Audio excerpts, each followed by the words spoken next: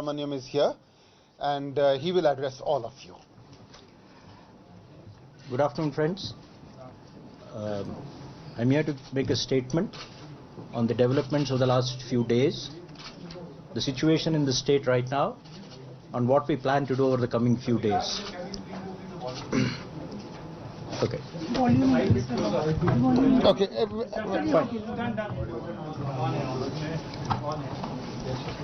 I intend to make a statement which I will read out, copies of which will be circulated later, and I don't intend to take any questions barring one or two. The statement answers most questions that you're likely to have. A fortnight ago, some major decisions were taken with a view to promoting the long-term welfare of the people of all the regions of the state and to ensure better governance and accelerated development. The government's approach was guided by the conviction that all-round development was the most credible solution to address separatist sentiments that were propagated by vested interests. Such sentiments were being used to legitimize a policy of cross-border terrorism that has cost the lives of thousands of inhabitants of the state and the country. The intent of terrorist attacks was to create an atmosphere of fear and terror and to block development that could unleash opportunities for the younger generation of people in the state. Among the groups that are well known for sponsoring violence and carrying out such attacks are Lashkar-e-Toiba, Jaish-e-Mohammed, Hizbul Mujahideen, etc. Their record has been recognized by governments worldwide and by international organizations, including the United Nations. In implementing the decisions taken last fortnight, this history of cross-border terrorism required the government to put in place certain preventive steps as a precautionary measure. An important factor in doing so were credible inputs that such terrorist organizations were planning to undertake strikes in the state in the immediate future. The steps consequently taken included restrictions on free movement, prevention of large gatherings, restrictions on telecom connectivity, and closure of schools and colleges.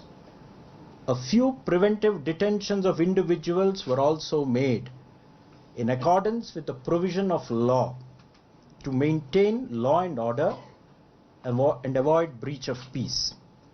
Similar measures have had to be taken in the past also following violent incidents. This time, these measures have been taken by way of precaution only, keeping the safety and well-being of public at large. At the same time, steps were taken that there was no shortage of essential supplies. Medical facilities and hospitals continued to function. Electricity, water supply, and sanitation services are maintained.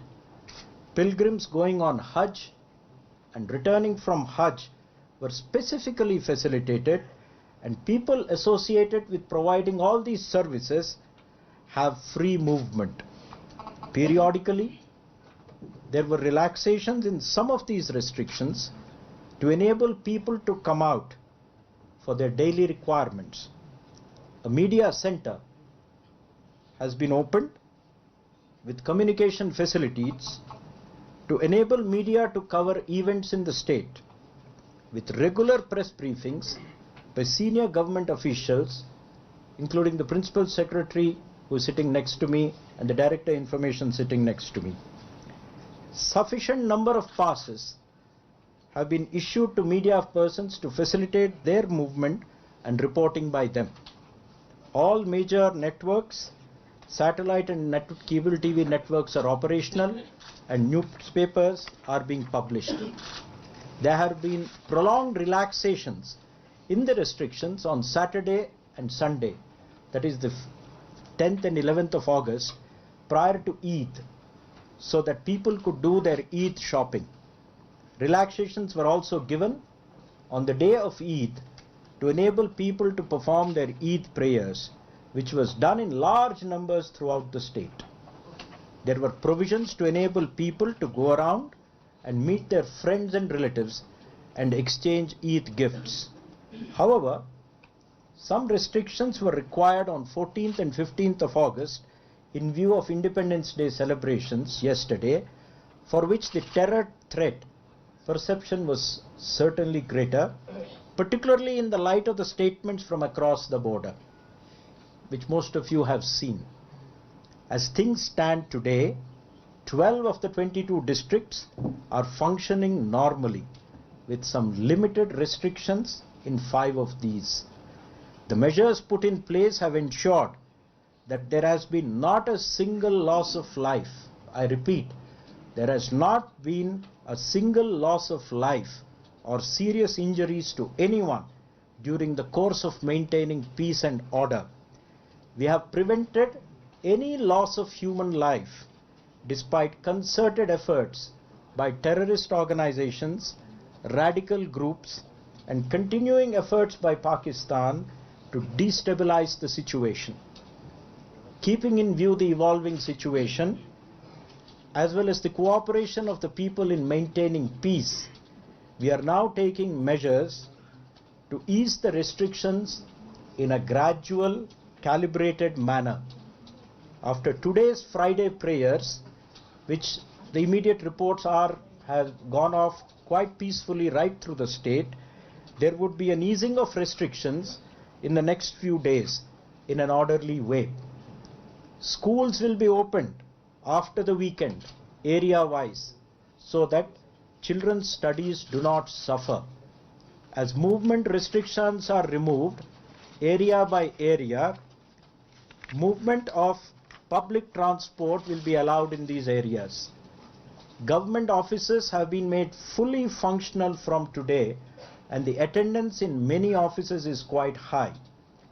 Telecom connectivity, which has been a point of sore concern, will gradually be eased and restored in a phased manner, keeping in mind the constant threat posed by terrorist organizations in using mobile connectivity to organize terror actions.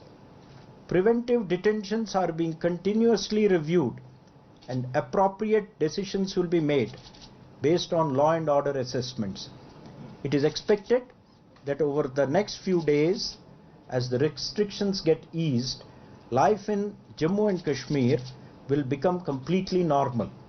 This is already visible on the roads to most of you, as the roads are full of regular traffic, and we expect to see it increase in the coming few days. The government appreciates that it is the cooperation of the people of Jammu and Kashmir that is critical to help maintaining peace and public order. Its focus is on the earliest return to normalcy, while ensuring that terrorist forces are given no opportunity to wreak havoc as in the past. Thank you. May I ask a question? What?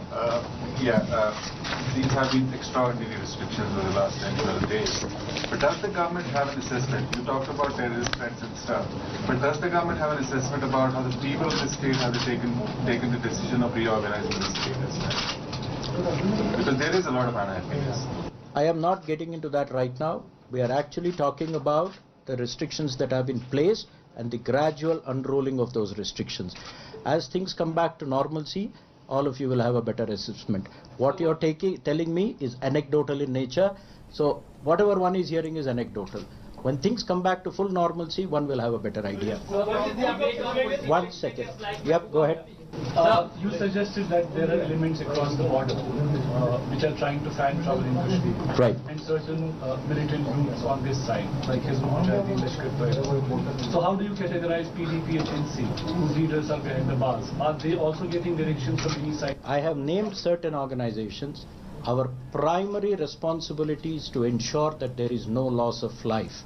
Most of you have seen the events of 2008, 10 and 16. What happened then and what has happened now. There has been not a single loss of life, and it is to the credit of the people of the state and the government and the security forces that they have managed to get over the situation very quietly with utmost calm and no loss of civilian life. What is being propagated from across the border is apparent to all, and there is certainly an attempt to ensure that peace and calm in the state are disturbed. The people of the state have been the biggest victims of all this, and my statement actually says everything. Okay, since you asked me about telephone lines, you will see a gradual restoration from tonight and tomorrow onwards.